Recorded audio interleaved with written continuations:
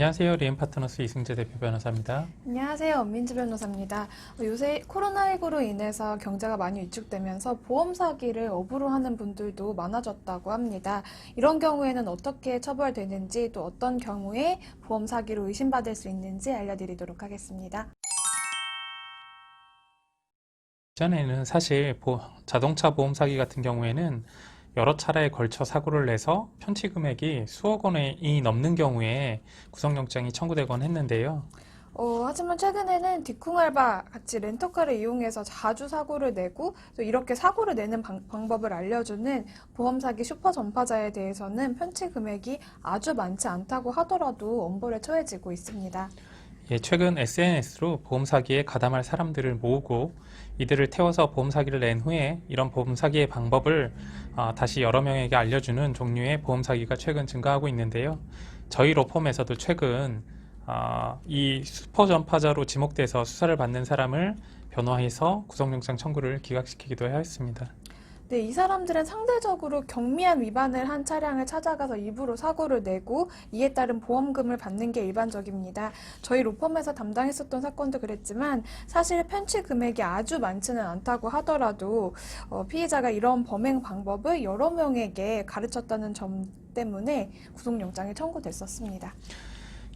특히 최근 이런 범행을 여러 번 한 적이 있고 동승자가 자꾸 늘어나는 경우라고 한다면 편취 금액이 높지 않다 하더라도 보험 사기로 크게 처벌될 수 있으니 매우 조심할 필요가 있겠습니다. 네, 앞선 경우들은 자신이 일부러 사고를 낸 경우지만 별 생각 없이 병원에서 치료를 받고 보험금을 신청했다가 보험 사기로 입건되는 경우도 다수 있습니다. A씨는 허리를 삐끗해서 정형외과에 갔다가 실비보험이 있으면 도수 치료를 받는 경우에 거의 전액을 돈으로 다시 돌려받을 수 있다고 해서 한 번에 10만 원이 넘는 도수 치료를 10회 넘게 받았다가 보험 사기가 의심된다는 경찰의 연락을 받았습니다. 이런 경우는 대개 일부 병원에 대해 유사한 방법으로 보험금이 과다 청구되는 병원에 그 병원에 대한 수사가 이루어지면서 환자들도 같이 조사를 받게 되는 겁니다. 이 경우 병원과 관련돼서 이미 유죄 판결이 나 있는 경우가 많기 때문에 초기에 적극적으로 대응하지 못한다면 자신도 그 유죄 판결이 그대로 원형돼서 유죄를 선고받을 수 있는 경우가 많으니까요.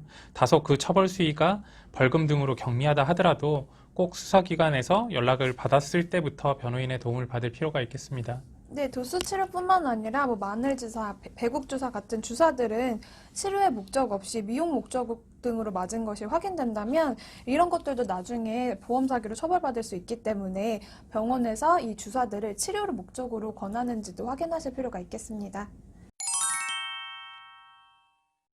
먼저 자신이 그 혐의를 인정하는지가 매우 중요합니다. 예를 들어 일부러 자동차 사고를 낸 경우도 있겠지만 자주 사고가 난다 하더라도 자신의 잘못된 운전 습관 때문일 수도 있기 때문에 만약 일부러 사고를 냈다거나 일부러 보험금을 편취한 게 아니라면 고의가 아니었다는 점을 분명히 밝힐 필요가 있습니다.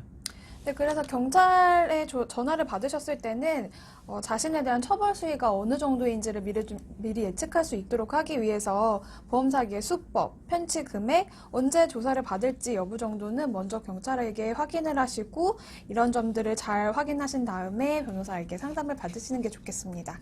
지금까지 보험 사기에 대해서 알아봤습니다. 네, 궁금하신 점 있으시면 댓글 남겨주시고요. 좋아요와 구독도 부탁드릴게요. 고맙습니다. 감사합니다.